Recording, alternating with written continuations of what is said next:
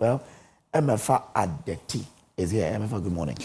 Can you imagine? Don't mind Kujo, because Dr. Ekua Amoakoh is here actually, deputy speaker, deputy spokesperson for the Bawumia campaign. Yeah, because I was here with you this morning. No, because I wanted you to do the introduction. Right. Yeah, woman to woman. I thought your Kujo mind is up this morning. Well, Doc, how have you been? I've been great. I love your outfit. Oh, thank you so much. I love yours as well. Great. Thank you. Thank you. Always a pleasure having you here. You know the story? When she was walking into the studio this morning, a young man was Don't. I promise, I'll buy you lunch. Don't. I'll bribe you. I'll bribe you, I promise. And I can explain. Anywho, bribery and corruption. I agree, live on TV. I'm guilty as charged. Doc, are you excited about Abronye's, bill? Well, it shouldn't have happened in the first place, but at least we are glad that a correction has taken place and he's finally home with his family. So, but yeah, it doesn't really remove that his liberties were taken away unfairly for such a long time. But it's always good that, it's almost we are almost at the end of it all. Yeah. Well, it's just a day 2 in the week. September is running really quick. The whole year has been running. Actually true. Yeah. What has your attention? Have you been feeling about everything that's happening in the news? This morning, my outfit even has, some meaning to it. And I'll come to that second. But yesterday I was watching your show in the morning, and then I saw something that I found really interesting. Because then I went on social media and I saw other things. See, it's very clear that politicians and the political system use polls and pollsters to try to shape perception and to sort of, sometimes it's even used as a campaign tool.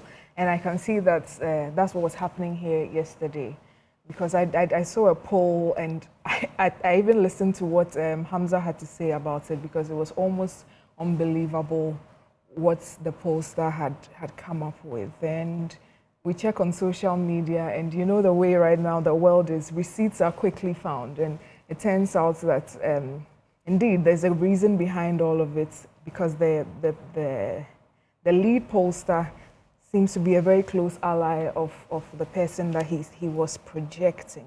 Because if you look at the results of the MPP primary in 2023, you can go to Northeast and see the results there.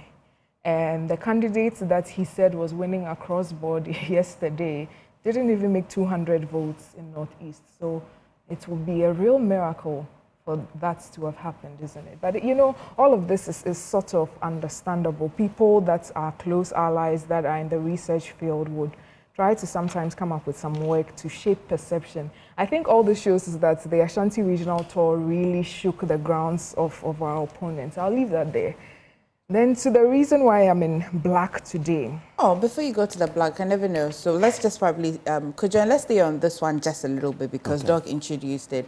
I think that yesterday as well, Dr. Evans Stewart, the lead researcher for that particular polls, didn't shy away from the fact that he kind of belonged to a particular, I'm not sure what he said. He just said that, of course, that team, which is for the NPP, he is part of the NPP. But whichever team he belongs to, I'm not too sure. And thank you for letting us know. But is it okay to look at the methodology? Because methodology is one of the ways you can actually test whether a research method is quite okay, despite the team that a person belongs to. So his argument is that the global info analytics, the sample size that he used was quite small. So what was his sample size? So I think he mentioned a little over, he says 200,000, but they then had to skew the percentage of the larger sample is what they've been using. That's usually how it's done. So I think, if I'm not wrong, you can correct me, but Global Info Analytics, the last time I went through their detailed reports, they came up with a sample of about 2,000 to represent the larger group. So I don't know how much he picked. But you see, the thing with polling is sometimes it can be very subjective. If people know where you are calling from, you might not get the appropriate results. And as I said, people also use it as a campaign tool to deliberately, shape the perception of voters and all of that. And I'm quite sure, looking at the trends of it, and don't you find it quite interesting that you know, this is the first time we are hearing of this post. I don't know if you have heard of him do anything prior to this. And the first work he comes up with is so divergent from the energy on the ground and all the other polls that have come out with. Is that not what we need? And for you, the Bawumia team, is this not what you need? Because you can be quite confident about whether the national polls or internal polls that has been happening over the period. If you have a dissenting view, is it not good for you? Well, we take all polls in our stride and we usually try to work with it. But this one, MF, I'm telling you, I'm taking it with a heavy pinch of salt.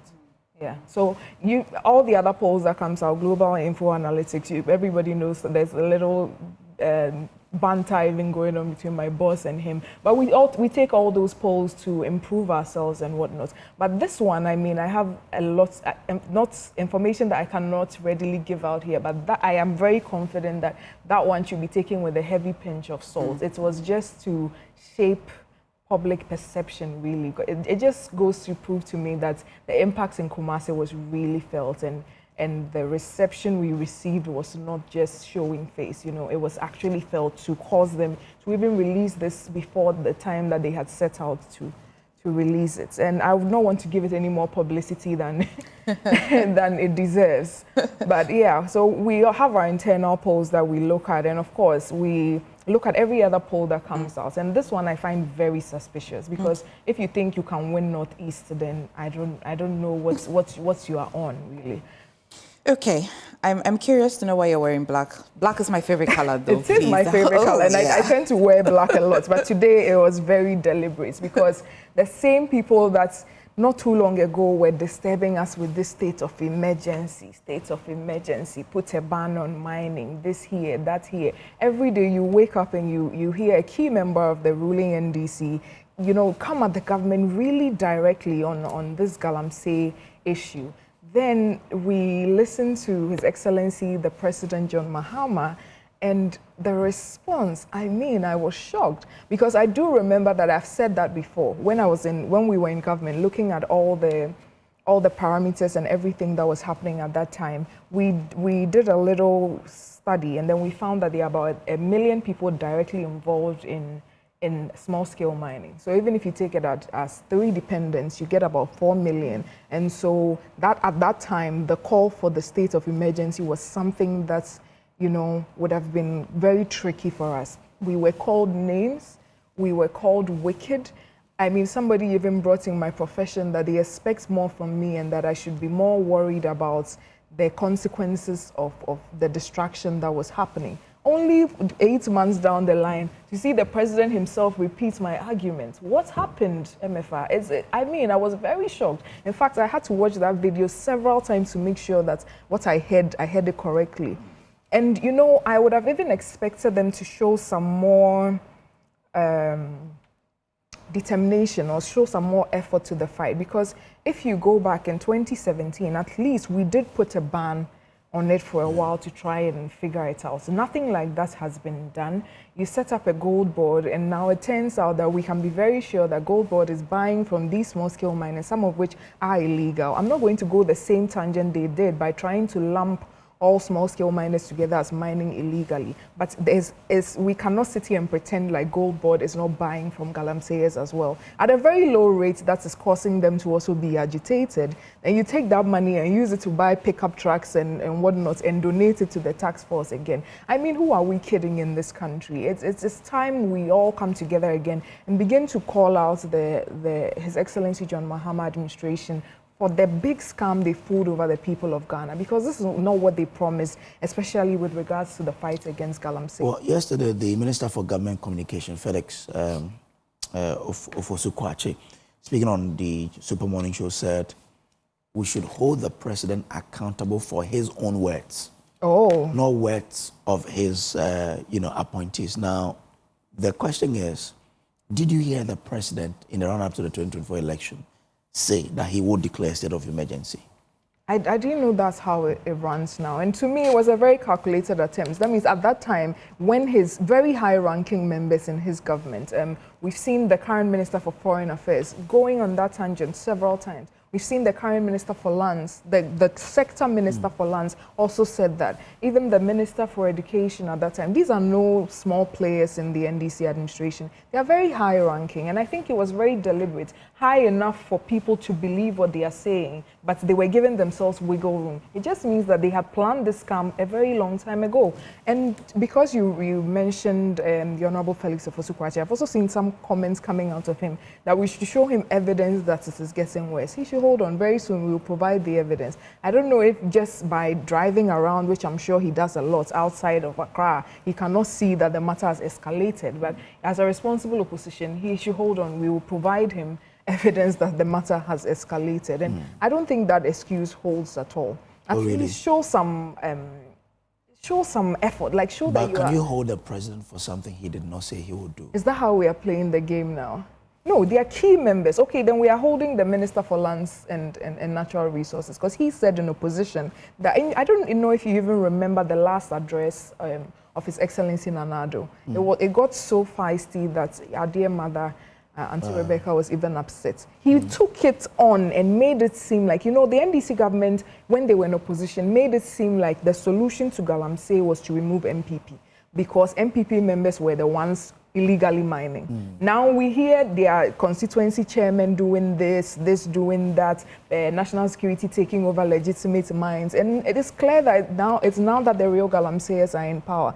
We expected after everything that they said, you cannot absolve yourself by saying that the president never said it. I've heard some people say it wasn't in the manifesto. How do you expect Ghanaians to take you seriously going forward?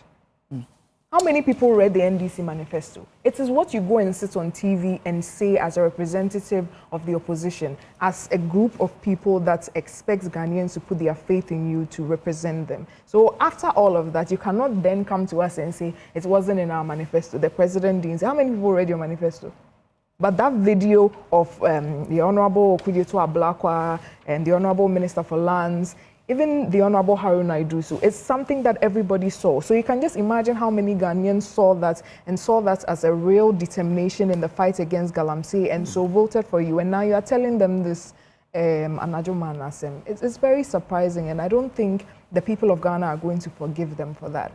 But they said they are dealing with it, so you should give, because what the destruction that happened in the last 8 years, they say, cannot be undone in 9 months. That's what they say. Yes, I mean, isn't that being real with you? Let's not kid ourselves and feed into their propaganda that this distraction was something that happened in the last 8 years. It is not true. It is absolutely false. Okay. It's something that they've tried to deliberately do to make things easier on themselves. Galamsey did not start in the last 8 years. There's evidence of the late Professor Evans Atamils. He looked, so surprised about the thing and taken aback. That was a long time ago. I think prior to 2012.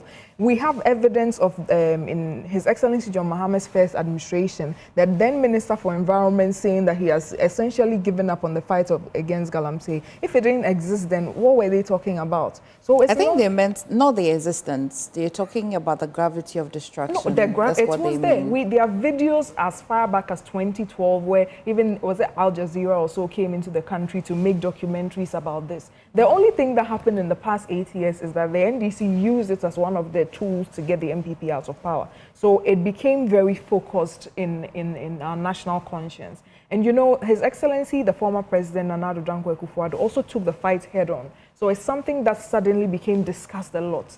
It doesn't mean that's the point that it's escalated. So beyond the lack of trust for government, at every government at a particular time, and I will not say this is exclusive to the NPP or the NDC, but for the trust that the Ghanaian people will have in a particular government at a particular time, we'll look at what's really the achievement of a state of emergency. If that can get us the results, likewise, the measures that they have put in place will get us the result, will we be concerned? Is it a matter of the state of emergency because they said it, whether directly or indirectly, or it's just because we can get the job done? Okay. So in my question, the real what's embedded in my question is that because a government has said they will do A, or a party said they will do A, when they come in government, do they have that power to at least alter what they have said if it can achieve the same results? Okay, so I'm going to be very honest with you. I'm not going to take the same road that I don't think a state of emergency is the way to do it. But I do not believe that you should scam your way into power and then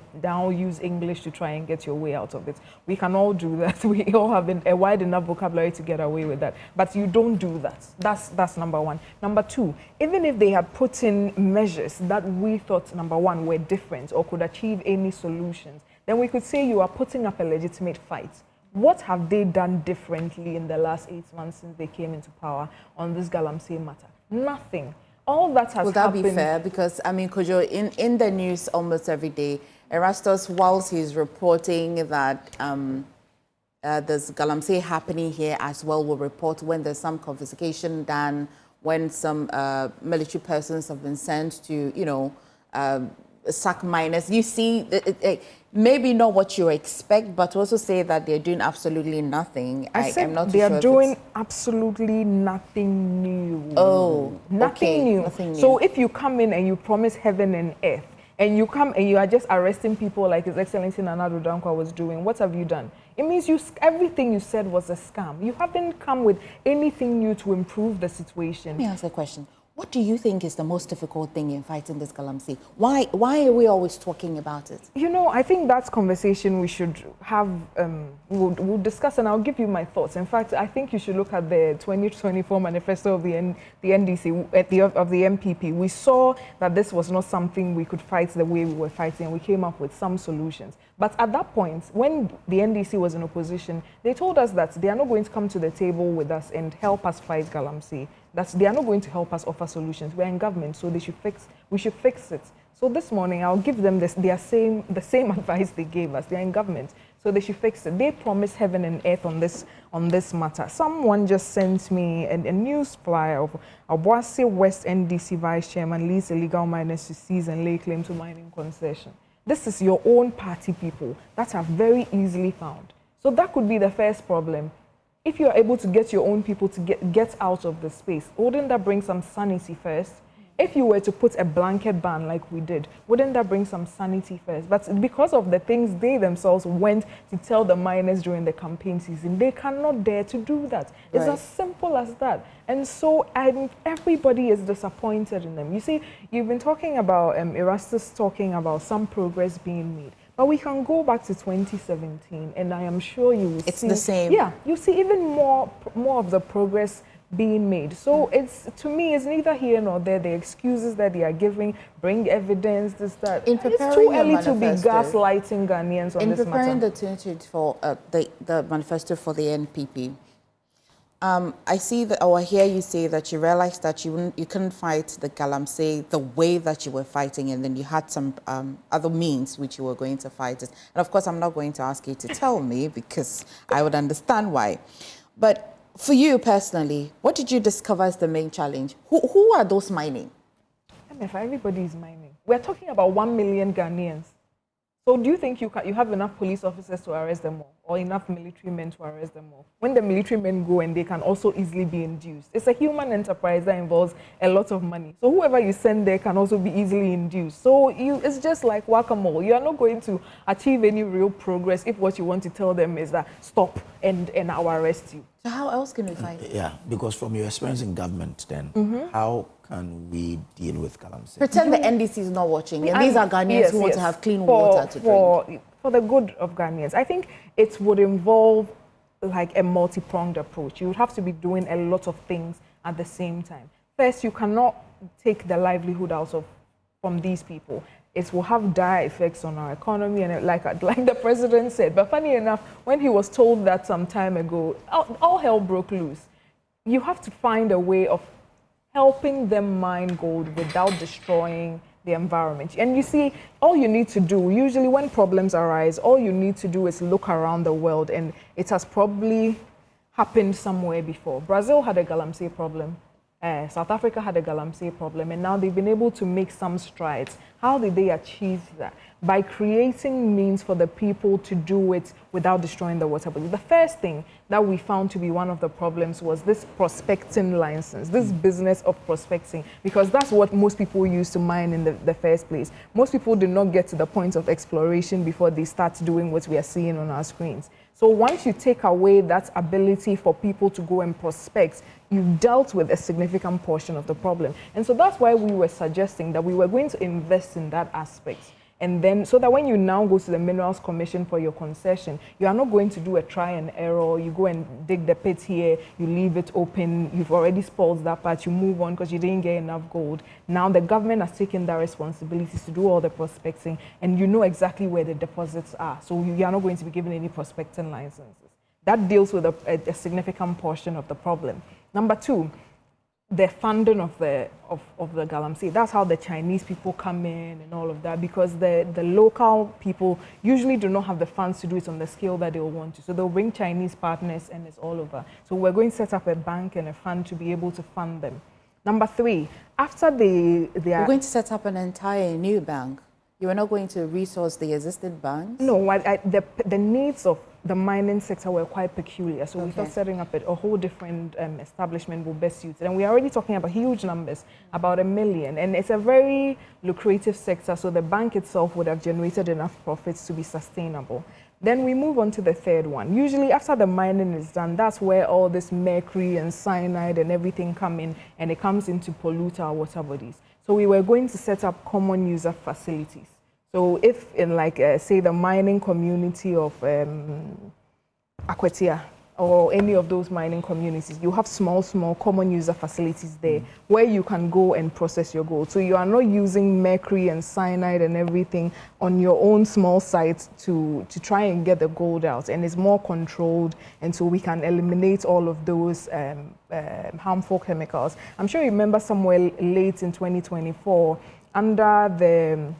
with the support of the former vice president, we brought in a few mercury-free catcher machines and everything. That was to help with that process. Then we had a lot of plans for river wardens. I don't know if you remember. It was even launched then. Yes, so it was like an 8-point plan with every single one touching on a different part. But if you had river wardens, why do you criticize their river guards? Because they're the same Because thing. you can't implement river guards alone and expect results. That's what it was like an 8 or 9 point thing with each targeting. So if you've been following what I'm saying, each was targeting a different problem that we found endemic. And so the river wardens was just, like an adjunct. And they were going to be set along to patrol the water body, so that if you have a champagne there, they see, and then it can easily be intercepted. So the whole process of using law enforcement was only then going to be an adjunct, because we've helped you in all these ways to make it easier for you to do the right thing. Then you can augment with security services, and then we can begin to see some more progress.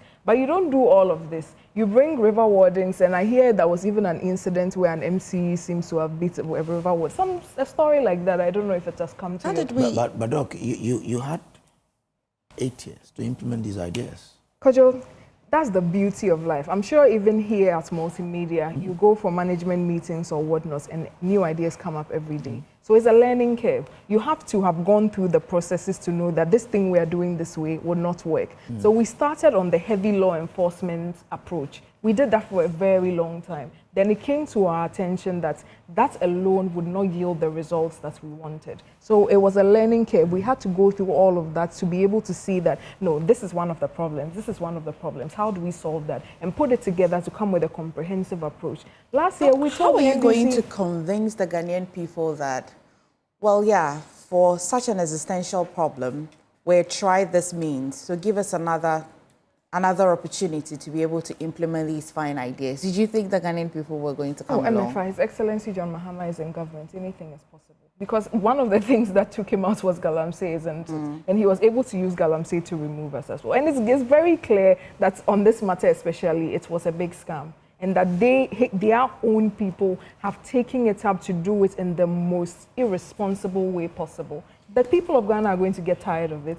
We'll bring in MP for Seshirios, Kofi Bente Afol, to also join in the conversation. But when I come to you again, Doc, I would want to understand or if I recall, 8 years ago, the very first year, in 2017, when President Akufo-Addo started office, you'd see that the energy with which we're demanding accountability on Galamsey, it's not the same energy with which we're demanding after his 4th term and then the next term. You would agree that I think that the Ghanaian people understood that he had just taken office. And then the very first year, yeah, he has these nice ideas he wants to implement. It will be after some time that we started referencing him by, I'll put my presidency on the line. We never asked for these things, or we never referred him to these words the immediate first months, 2 months, or a year. So you would agree that, yes, President Mahama is back in government, but the period in which he had to take a detour is not the same as you wanted to come back to power. 2 answers to that. Number one, because at that time... You want to answer now? Yes, I'll make it very short. Okay. Before I forget. Number one, you were seeing action. In President Nana Addo Dankwa, former President Nana Addo Dankwa's tenure, in the first few months, after he said he would put his presidency on the line, you were seeing action. He had put a ban on all mining, a moratorium. There was no banning at all. So you were seeing something new, something that hadn't been done. Before he came into government, all those, even security operations into Galamsey had stopped, because at that point, as I already said, the former Minister for Environment had essentially raised up his hands to say that this thing is too difficult and we can't do it. So there was no sustained military police operation for that. And we started Operation Halt, Operation Vanguard, all of that, Galam Stop. So you were seeing new approaches being tried, very different from what we are seeing now. Okay. And number two, all we need to do is go back and look at their tweets.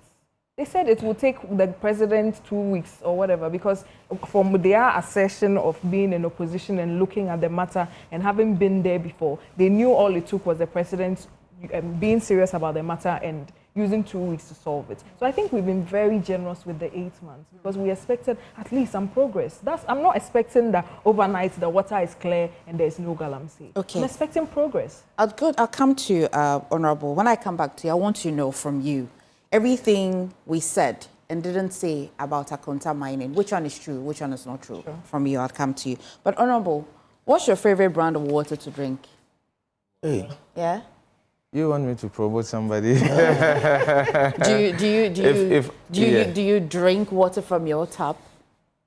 No. You don't? Why? So you're looking for the source of drinking water?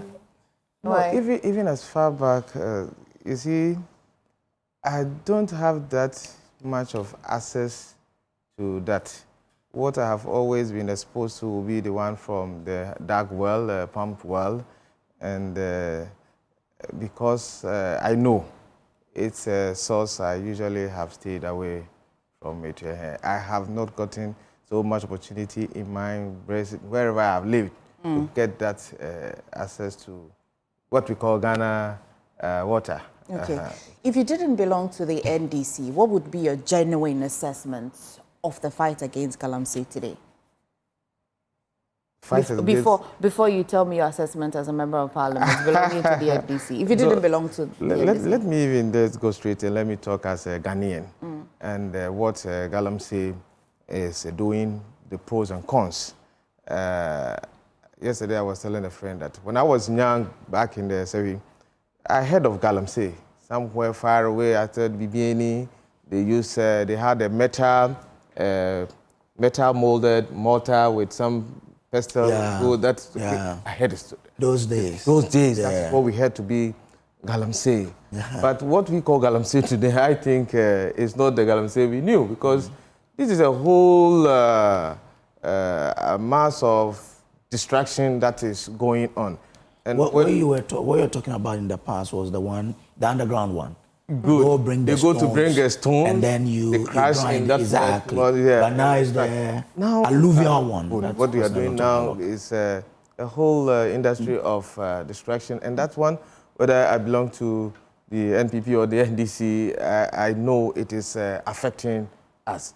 But I believe every problem has a solution, and sometimes, depending on the enormity of the problem, your solution may also have to take several phases, dimensions, and even the tenure for implementation and the realization of your solutions.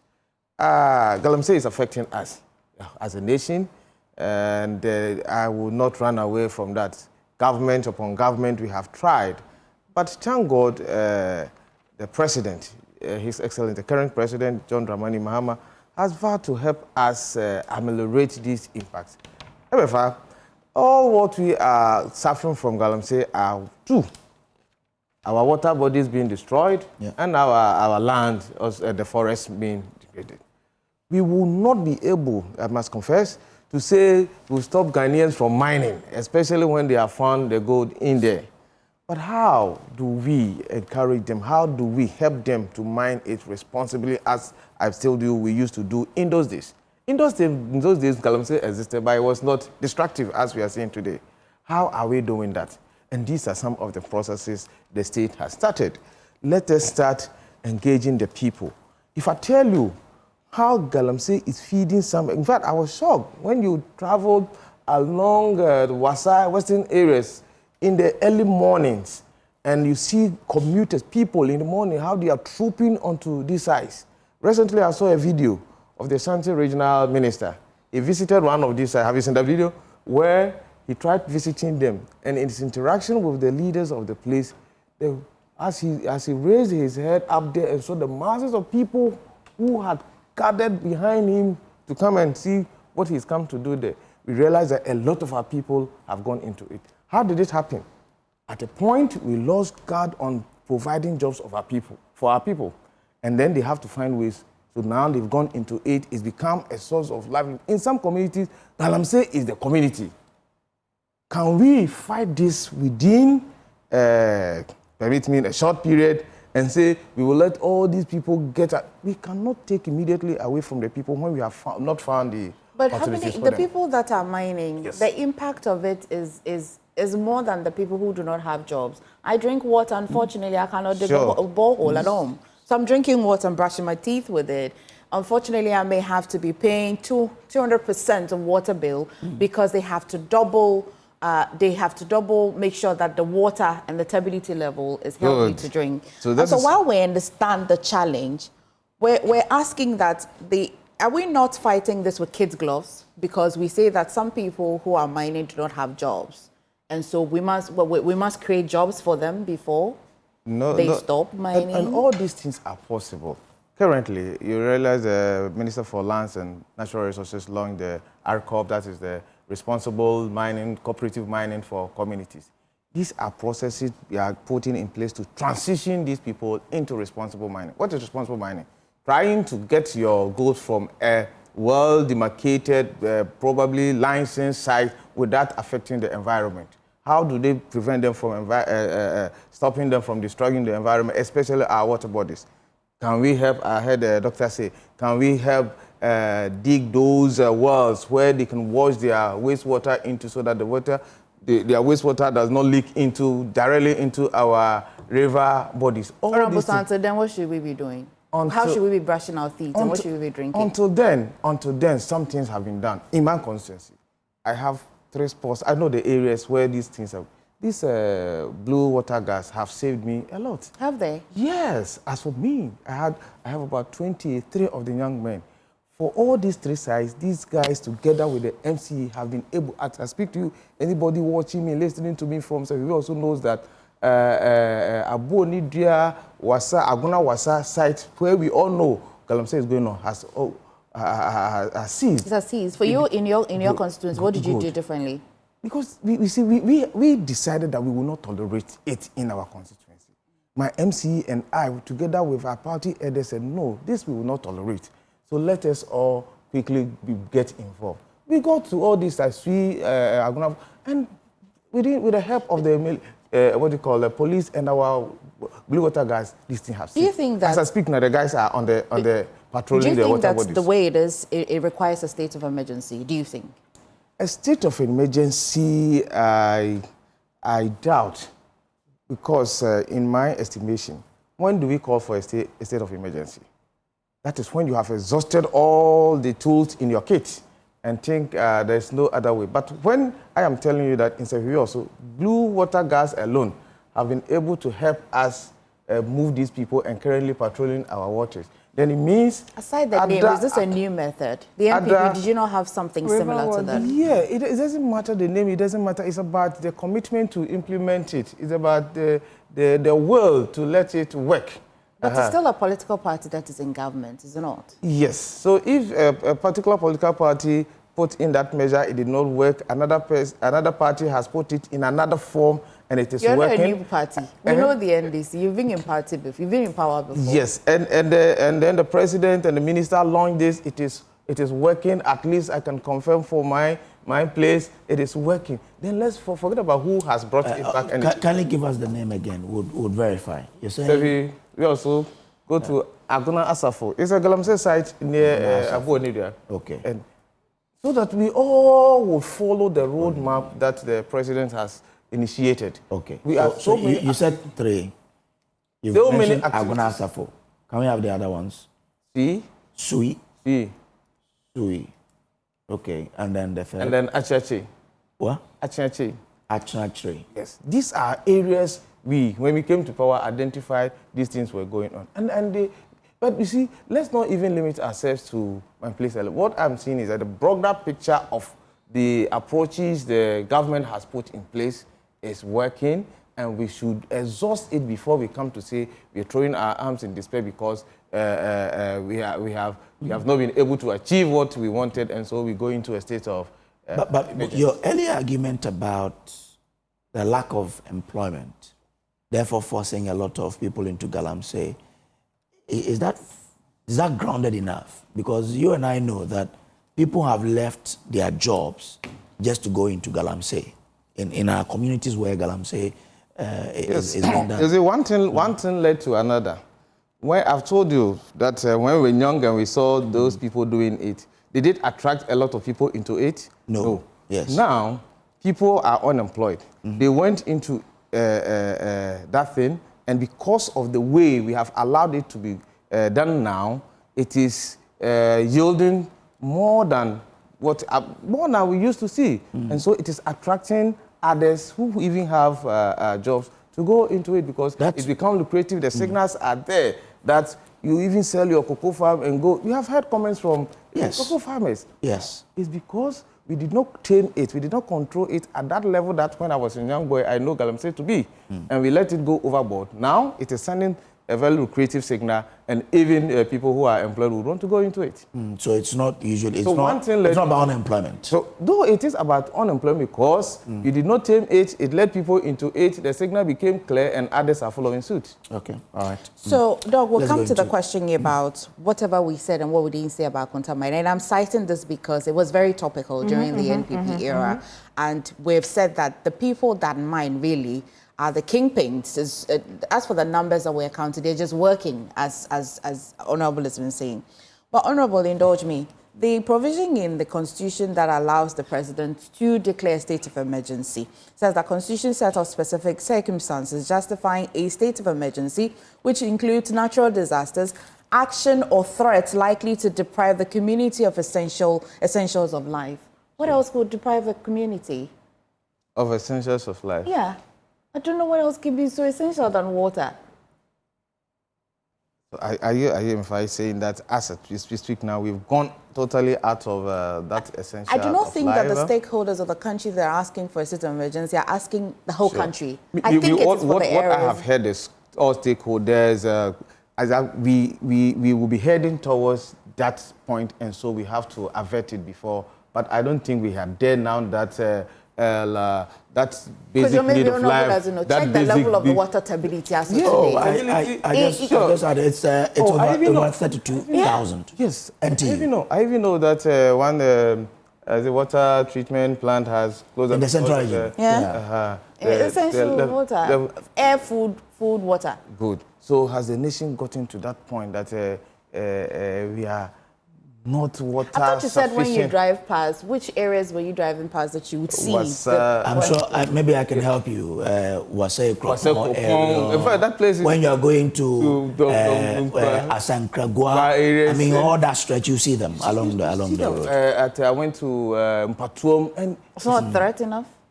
It's not a threat. The threat I saw was the lives. That at 5 a.m., 6 a.m., you see masses Is that not enough, at least? Because at least beyond even the water, young people are losing their lives. I'm telling you, if we are able to take these people off those areas. But the thing is existing, so how do you take the people away? Why don't you stop it before you take the people away? It's like the thing should exist before we take the people away. No, I have always had a fear in that approach to things, because if you're not careful and you take things away from people when you have not found alternatives for them, you'll find another alternative. And that's a fair way to answer. A serious thing. That's a fair answer.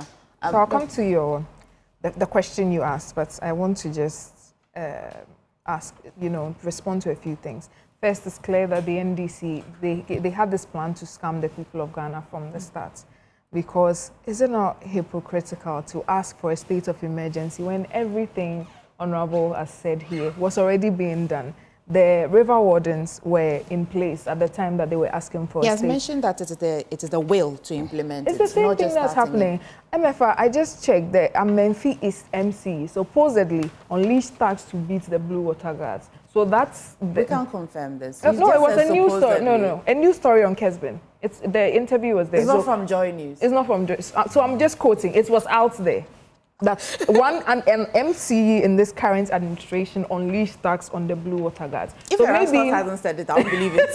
So I'm just saying that information is out there. So maybe in your constituency is a little different. But you cannot then say it's the will to fight it. There's an element of human intervention. But at that point, this Blue Water Guards was happening in a different name. He mentioned another thing that basically is community mining. It was happening at that time.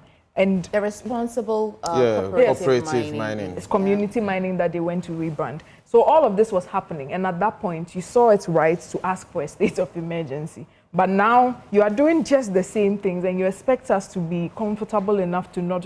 That's all. Honorable is here, but I like to think that he says that indeed you can initiate it, but it is how the government intends to make sure it is effective. But we are not seeing results on this. No, we are not seeing results on this. And I've given you various instances of interference. So indeed, you are not implementing it effectively because the problem that we had was interference, and you are having the same interference. To me, this is even much louder.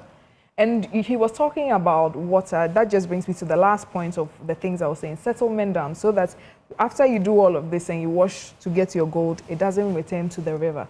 That was all part of the things we wanted. You haven't implemented all of this to give us some comfort, and then we can then say that maybe the state of emergency is not necessary. But you are doing the same things that we tried and we're not comfortable with the results. All you've done is to rename them, and you expect us to clap for you. So why aren't you demanding them to, after renaming it, why aren't you demanding them to implement it effectively rather than that's why we are here talking about. That's why I wore black to come and talk about this Galamsey matter, because it has to stop. You know, so we expect something to give. No, you are not doing anything different. You are not doing anything that is even worth giving you breathing room to do, because there's no progress. The water is getting worse. You cannot say that at this point, the level of destruction that we were seeing in October, November, December, that you were calling for a state of emergency, you cannot sit here and tell us that it hasn't gotten worse. It has. So if that is the matrix of determining whether your fight is successful, you have failed, because the situation is deteriorating. Oh, no, but the young people, Doc, a minute, the young people you see are mining over there, which you think are even a major threat. Are they the ones, are they mining by themselves? Are they not working for people? Okay, so you say mining by themselves means they have actually involved in the process. So it has to be, it's normal business, right? There's an investor, there's somebody that starts it before they come along, right? When you go into this illegal money, you see various categories of people involved. Okay. You see the artisanal, the peasant, and we also know those who are... Which one is the government's major worry and concern? Because if you take these sets of young people, they'll recruit new young people. In fact, every category of them, every category, once they are not doing it right, once their actions are affecting our river bodies and our land, we should look at all of them. Well, not to only concentrate on... Let me take you to River Pra. Sure. You and I, you are from Western North, I'm from Western region. Yeah. When we are traveling, we pass the River Pra, and then sometimes you can even see other rivers, and Cobra and all of you. The people on those rivers, what does it take the country to drive them out? That we are still here and not knowing what to do. we've launched river guards, yes. But what does it really take to drive these guys out of the river bodies? Does it take 4 years? Does it take a year to do that? I know. You know, when the last Natural Resources Minister took over, he started something and decided to move them out of our forest reserves. There were some forest reserves that were no-go area for even the military. But he started by saying, let us get them, because, you see, usually you don't see you don't see them directly on. They go into the bush, murder the process, and then it leaks into the water. So when we are driving and we see the dirty water, you realize that it may be coming from yes, but the majority of them are the guys who are stirring the riverbeds. You know, the guys who are using the champagnes and the machines stirring the riverbed to get the gold.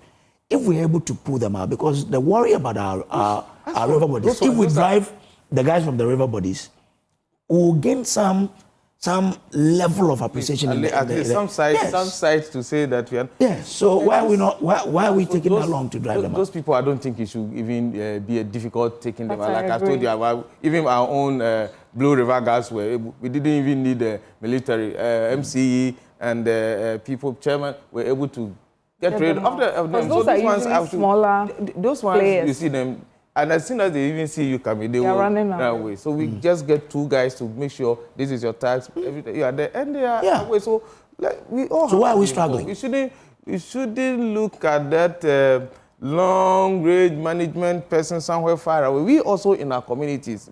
I'm an MP. I'm telling you what I'm doing because I told my people that I will not tolerate Galamsey in my constituency. Fortunately, I have an MC who is supporting me. Let us all, and I say, take our districts, our localities as our countries, and see what we can all do. Because smaller protections we give will culminate into the whole bigger picture of solution to the problem we are looking. So if you have a river in your constituency, in your district, and you see these guys around it doing it, and you are not doing anything about it, then I think the president and the team should come after you. Have you heard the saying that if you leave human beings by themselves, they will always do what benefits them? Obviously. And that is why we have laws, and the laws must be enforced. Not even just laws. Let me even add, that's why we have leadership. Okay. Whenever I'm looking at problem, I don't even look at it from the point of followers, because the leader's ability is to exert influence, make sure people obey you.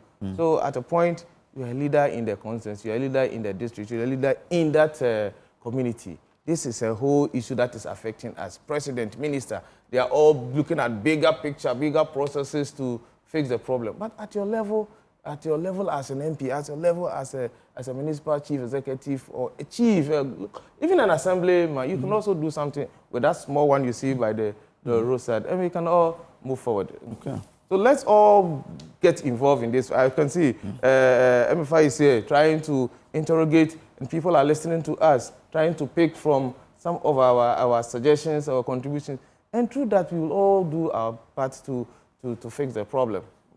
Okay, all right then.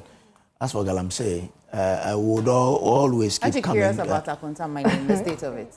Well, I'm not sure if he knows. No. Yeah, so let me just put, I don't speak for Akonta mining. I've read a few She doesn't speak I don't speak for Akonta mining. I've read a few of their press statements, and of course, chairman is a friend, a good friend. So I think I can speak a little about it. You know, I feel like an almost deliberate effort was made to paint Akonta mining in a very bad light. That I must say. And the matter is in court, so I'll not want to delve too much into whether an illegality was done or not. But a few things are clear. When first they brought out a press statement and said that they had stopped mining, they had closed down all their mining activities for a very long time, even before they were accused of some of the instances of getting into the forest reserves. Another thing I found interesting was every time they came, their names came up. It was people that had been arrested doing something, and they claimed to have been given the right to do that by Akonta mining, and that's very easy for anybody to do. What I am aware of is that Chairman Wuntumi and his Akonta mining is not a small-scale mining outfit. They are not essentially using an excavator and a pickaxe to do things. He's been doing this for a very long time. Even when His Excellency John Mahama, the president, was in government the first time, there was he seized a lot of his equipment, excavators, whatnot, and later it was taken to court and he was awarded a judgment that I can't remember the fee, but it was millions of dollars. A huge sum of money was given to Chairman Wontumi because it was found that at that point he was unlawfully persecuted. So we can take whatever is happening now with a pinch of salt because we've seen it happen before, especially with regards to Akonta mining. What I can attest to is that now he had gotten to a point where he was doing rock mining. So that would be a medium to large scale, not small scale, using a champagne on water. But there was a deliberate attempt by the MPP to, every time anybody sees a champagne on water, to link it directly to Chairman Wontumi and Akonta mining. And that I can confidently say was not right or was not true, because he had passed that stage long ago to be putting a champagne on water, to be getting maybe, I think, less than $10,000 per wash or something. That wasn't what he was doing. But I think for the actual details, we need to reach out to their reps so that they can explain. But I'm keenly looking at all the cases they brought up against Chairman Wontumi and Akonta mining, because as I said, this is not the first time. And the first time, it's because of government power and everything. All his things were seized, blah, blah, blah. He took it to court and he won a huge settlement. So in the end, he was vindicated. So I'm watching keenly to see if this time again he can prove his innocence and wipe away that tag. Because getting into the election last year, it was, people were made to believe that if you remove Akonta mining and Chairman Wontumi from this equation of mining, the water bodies will clear and there will be no more Galamsey, if I can say that, because it was everywhere, almost a coordinated attack on social media. Now he has stopped mining for some months, almost a year now, and the matter is getting worse. So we can confidently say that he wasn't the one polluting all the water up and down the country. Interesting. Okay. Anyway, let's go into what the papers are reporting today, because as for Galamsey, we have a lot of discussions to have. But as for maybe MP would tell him that for his government, we'll still keep coming on until we see some commensurate achievement. I was asking this question because in April, the Lands and Natural Resources Minister had issued or had indicated that Akonta mining may be losing its license because of alleged illegal mining, and this is why. And because it was in the center of illegal mining conversation for a long time, late last year, it was just appropriate that we brought this up. It's something that the NDC government seems to do every time they come into government. I'm trying to find you the... If you're mining illegally, it won't matter which one. It won't matter, will it? Yes, but the key is to be able to prove that the person was mining As for mining illegally, you don't need documents. You just see where they're mining. You can, well, beyond the documents you need to prove whether you can be mining is there. But if you're mining unsustainably and illegally in a particular area, I'm sure you can see, you can tell. So it should be very easy to prove. So by this time, we would have expected that they've proven it. But if you go and catch some Chinese people there, and Chairman Wontumi is very popular, Akonta mining is very popular, and they tell you that they are there because he asked them to be there, and you take their word for it. I mean, the onus is on you to prove it. So I just found he was awarded $1 billion as judgment debt. On the scale of the legal issue, which part of it was he awarded? That he had been tagged as he had been wrongfully accused? No, because that time it was his Hansol mining group. So I think a large tract of his equipment was seized, excavators, pickups, a lot of. In fact, the business was almost collapsed, and he took it to court, and it was found that the allegations were false, and the seizure of his equipment was not done legally, and he was awarded a whopping $1 billion. Okay. So again, this is something that we have to watch keenly, because as I said, I expected that now that we were out of government and Chairman Wontumi and Akonta mining were not mining, the problem would have gone, because that's the picture that the NDC tried to paint, that he was spoiling all the water in this country. I just want to remind you that dog doesn't speak for them. Well, so Daily Guide this morning, Gold Board donates 5 million Ghana cedis, pickups to fight Galamsey. Stories on page 9 of the Daily Guide this morning. And Animal Farm Judge grants Abronye 50,000 Ghana cedis bail. It's in front of the Daily Guide this morning. And by now you're aware that Asante Hema funeral rites started yesterday.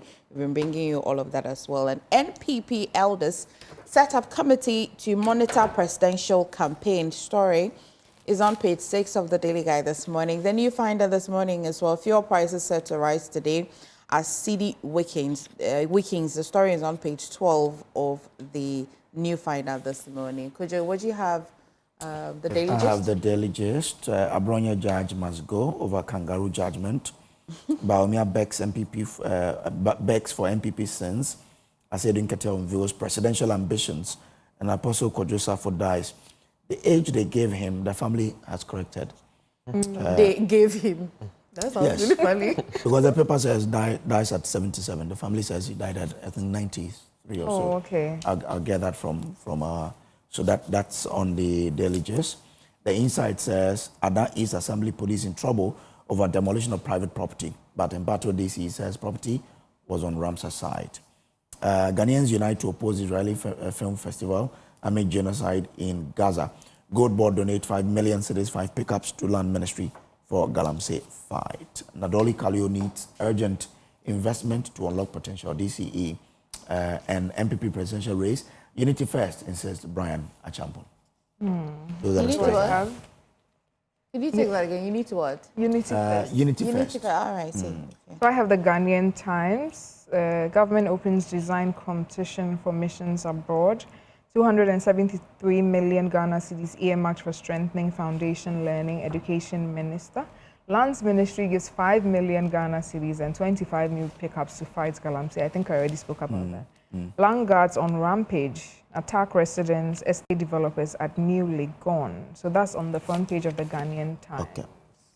So the age at which Apostle Safo left us is 90, according to the family. From 1935 to 2025, 90 years, not 77. Right. Okay. Did you also talk about Esedi Kete as well? Yes. It's on the front page of the Daily Gist. Esedi Kete unveils presidential ambitions. When I saw the video, I actually thought it was fake. But you're here. Is this true? Not that. I've not even cited that video.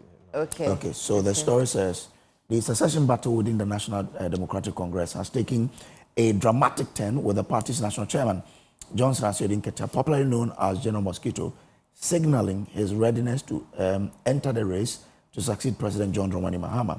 A video that sparked debate says speculation about Asiedu Nketiah's presidential ambition gained momentum after a short video surfaced online. The clip featured a signature Mosquito soundbite accompanied with a bold description: courageous, trustworthy, and experienced. The video ended with him dressed in a striking fugu woven in the NDC's red, green, white, and black colors with the message, follow Akatamansonians. I'm sure they wanted to say fellow Akatamansonians. So, I saw that video. But really, it's been in the news for some time, right? Speculations arrive that he will probably contest the flag bearership. And if you look at the polls that they've been doing, it is him, Finance Minister, Education Minister, and the Chief of Staff. So really interesting. Yeah. So, but honorable, this will be you selecting who succeeds John Dramani Mahama. All of these people are you know. As far as I'm concerned, we've not gotten there yet, and obviously because it is something that will one day happen.